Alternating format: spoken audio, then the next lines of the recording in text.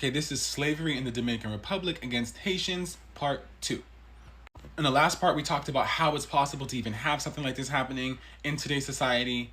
And then today we're going to talk about the actual conditions that they're working in and what's happening. Let's start with poor living conditions. Workers and their families in the Bahamas live in extreme poverty with inadequate housing and live in limited to no access to electricity, clean water, sanitation, and healthcare. Contrary to what most Dominicans say, Haitians are not getting good healthcare. They are not getting good education in DR. And in a lot of ways, a lot of Haitian migrants aren't even getting clean water. Let's go to abusive working conditions. Laborers often work 12 to 14 hours a day in dangerous conditions for extremely low wages. Workers report being forced to work while sick and being denied pensions that were deducted from their paychecks. So essentially, if you get sick and you don't work that day, they're going to take money out of your pocket. Okay? And you know they don't give a damn because child labor is what's next. Undocumented Haitian children are often vulnerable to exploitation and often denied access to education. Once again, contrary to what so many Dominicans keep trying to convince everybody of. Child labor in the sugarcane fields is a historical and ongoing issue, though reports indicate efforts have been made to curb the worst forms. Then it says, even though they tried to curb the worst forms, we scroll all the way to the bottom of the AI overview, and it says, despite some reported improvements over the years, human rights organizations and government reports confirm that indicators of forced labor persist in the Dominican Republic, particularly within the sugar sector. So not only did they strip Haitians of their citizenship to leave them vulnerable, but they also withhold documents. They racially profile people to make sure that Haitians are doing that. They're forcing them to work in the worst conditions, including having their children work in the worst conditions, deny them clean food, clean water, sanitation, healthcare, everything that makes a person human. And then you have Dominicans saying that we're ungrateful. Okay. Race is based off of la casta. Blanco, mulatto, y negro. It's the same exact thing for the French colonization. Blanc, mulat, noir. Same in America. White, mulatto. So sorry, because I know this is a slur. And then also negro. A lot of Dominicans believe that because they have moved up a peg, they can look down at the people on the peg below them, quote unquote. That is what we are seeing. It is at a point now to where you can only cover this up but for so long. I personally am not going to shut up, and I'm sure that now that people are going to know about it, they won't shut up either. Please do your research, and please continue to care about the people around you. America in trouble as the Haitians expose their shortage in labor.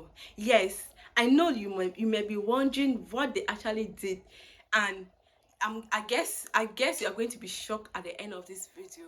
Yes, you are definitely going to be shocked, because at one point I had to stop thinking for a moment. I had to pause thinking to discover where I am and which type of video I'm actually watching. How did we get here? And I guess you don't want to miss the latest of the latest gist. This is what I am up to. Yes, and please, at the end of this video, don't forget to leave your thoughts in the comment section here. I'm reading every single thing, and if you're ready to go through this together with me, do well to hit that subscribe button, turn on your notification bell, because you don't want to miss all the updates from this channel. You don't want to. I guess you don't. So let's just watch this together. Pay them more. That's what President Joe Biden said back in 2021 when he was talking about companies' responses to the labor shortage. Now, at that time, we were dealing with something a little bit different coming out of COVID, but actually the president had the right instinct. Fast forward to 2026, and companies are once again complaining about a lack of workers. The recent impetus for this is that temporary protected status for hundreds of thousands of Haitians is officially expiring. Haitians first received TPS over a decade ago, and people seem to have forgotten what the T stands for in TPS: temporary. Yet when Trump finally moved to revoke TPS from Haitians, there were 350,000 of them living in the United States. Roughly 200,000 of them had work permits. The courts have finally spoken and said Trump can send them back. And big businesses are not happy about it. You ever wonder why Haiti is always painted as unstable? Like, it's some mystery how things got so bad. Let me break the silence for you. The U.S. invaded Haiti in 1915. They took the banks, rewrote their constitution, murdered protesters, and stayed for nearly 20 years. And if you didn't know that, that's by design. By the early 1900s, Haiti had already repaid that independence debt. You remember the one France forced on them? I covered this in a previous video, but yeah. France forced Haiti to pay reparations for freeing themselves. But now, American banks wanted a cut. The U.S. was worried about instability, but what they meant was business instability. So when Haiti's president, Vilbrun Guillaume Sam, was killed in a revolt, President Woodrow Wilson sent in the Marines, not to protect the Haitian people, but to protect U.S. assets. They landed in Port-au-Prince in 1915, and they didn't leave until 1934. Once there, the U.S. military took control of Haiti's customs houses, their treasury, and the National Bank. Then they rewrote Haiti's constitution, specifically to allow foreigners to own land. Sound familiar? They dissolved parliament, censored the press, and re-established forced labor. Thousands of Haitians were rounded up to build roads. And when they resisted, the Marines opened fire. In 1919, they massacred over 2,000 Haitians in a single campaign, and the records called it a pacification. What? The U.S. never gave that land back. They built their economies, their banks, their sugar companies, all on Haitian soil. And when the occupation finally ended in 1934, they left behind a puppet military and an economy designed to funnel wealth out. Not a single Haitian citizen got reparation. Not a single American official was held accountable. But here, we're taught to see Haiti as broken, right? As if it just happened. Haiti was the first Black republic in the world. The first to overthrow slavery and colonizers. So you tell me why the U.S. and Europe spent the next century trying to punish them into poverty. The U.S. didn't just influence Haiti. It occupied it, extracted from it, and erased the receipts. So the next time somebody blames Haiti for their own suffering, ask them, what do you really know about the people that pulled the strings? I wish I had 30 more. Our Haitian associates come to work every day. They don't have a drug problem. They'll stay at their machine. They'll achieve their numbers. They are here to work. And so in general, that's a stark difference from what we're used to in our community. Oh, I'm sorry. Maybe y'all didn't catch what he said. What he was really saying is, these white people here, their ass don't come to work on time. They don't work hard. He said, we're not used to that. Roll it again. The Trump administration decision to end temporary protected status for roughly 350,000 Haitians is already causing widespread layoffs across the country. Airports are losing wheelchair attendants, cabin cleaners, and janitors, and then nursing homes are letting go of caregivers, dietary staff, and schools are losing bus drivers and maintenance workers.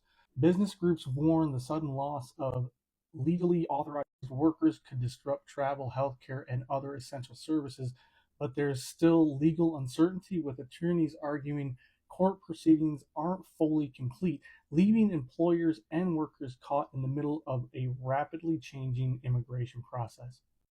Jobs are getting took up, man. You know, all these, you say our factory needs 50 people. That could be 50 Americans that don't have a job. Instead, the Haitians, they take exactly all those 50 spots, man. So that's 50 people that don't have a job.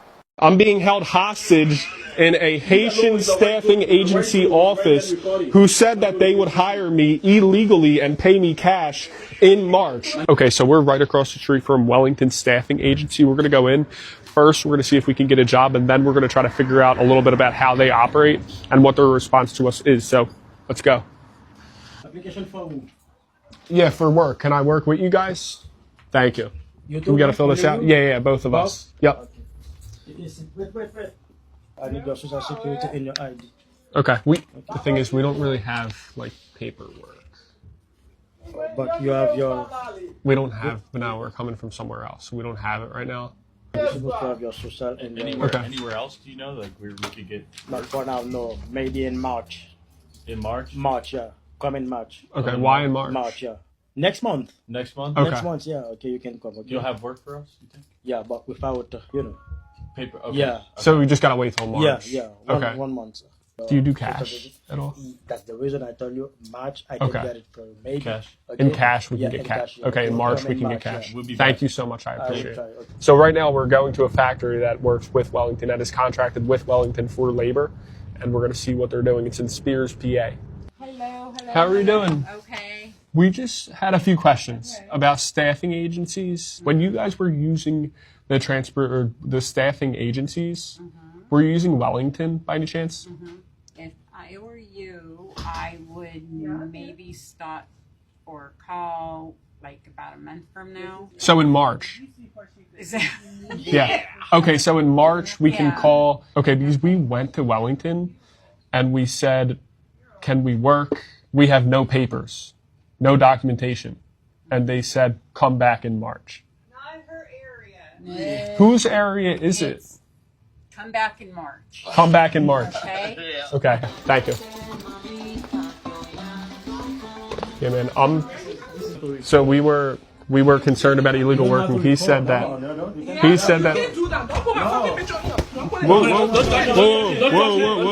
Whoa. I'm in Charleroi, Pennsylvania. I'm being held hostage in a Haitian staffing agency office who said that they would hire me illegally and pay me cash in March. I have a recording of you saying you would hire me for cash. No. You said that you would hire me illegally. Move. You said that you would give me work under the table. Can I leave? No, until the cop can come, buddy. Are you going to physically restrain me from leaving? We're at Wellington Staffing Services. We are in Charleroi, Pennsylvania. This is for my Bahamians, my Haitian Bahamians, and my Haitians that live in the Bahamas. For those of you that don't know, Haiti's minimum wage per day is $4 to $6. $4 to $6. In the Bahamas, though many of you may be crying, and it's terrible because of the wealth that exists in the Bahamas, is about $56 a day, $260 a week. That is the living wage in the Bahamas. Living wage meaning this is what they pay you as a Bahamian to live. So you compare that with $4 to $6 a day in Haiti.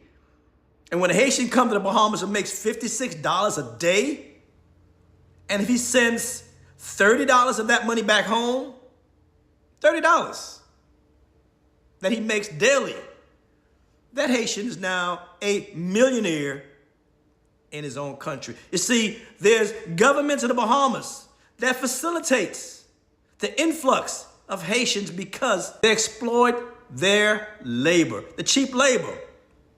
Let's say they will pay a Bahamian $56 per day. They can get away with paying Haitians $30 a day or less under the table, illegally, and they will benefit in terms of saving money on labor. The influx of Haitians started decades ago. When I was a child growing up in McCullough Corner, I would see busloads of Haitians being rounded up like cattle, being deported back to Haiti. This game went on month and day after day. I saw this with my own eyes growing up. But what happened for the past 60 years in the Bahamas? Haitians are in our government. Haitians are in our society. And there's nothing wrong with that. And this is not what my post is about. It's not about hate. It's about education. You see, a lot of you Bahamians don't understand the big picture. The Bahamas has been taken over 50 years ago. You just don't know it, and you live there. The government facilitates Haitians because Haitians work harder for less money. And that is simple. With the wealthy and the elites, their only concern is how much they can save on labor costs, which is the #1 cost or expense in any business, labor. If you can get labor cheaply on a regular basis, your company will save millions of dollars annually. And this is the reason why you see so many Haitians in the Bahamas. I was in Nassau Easter weekend, and I drove by Goodman's Bay Beach. I thought it was a Bahamian thing going on over there, but when I heard compa playing, I was like, wait a minute. This is Little Haiti. Compa music playing, 400 people on the beach, all of them either Haitian or Haitian Bahamian. So to say that they have taken over is an understatement. You Bahamians are in trouble. You don't understand the Constitution. You don't understand why the government wants to bring in Haitians. They're bringing them in to replace you. To replace you. This election is all about lies and deception. Lies and deception, as usual. Every election cycle, it's all about lies and deception. Ignorant and idiots that are useful to certain governments when they need them to vote. After that voting process takes place, they forget about you and the fact that you voted for them. But now you guys are celebrating, dancing in the street, prancing around, celebrating bad treatment. Only in the Bahamas. You guys. There's a program in Haiti called the Restavek program. This is where very, very poor families, knowing that they are not able to feed their own children, will bring their children to this Restavek house.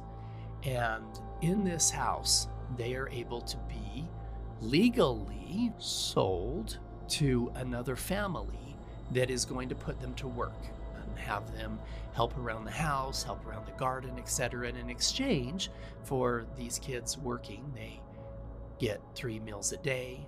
And many times they'll even be able to go get some schooling, etc. It's a sad situation, but it is what it is in Haiti.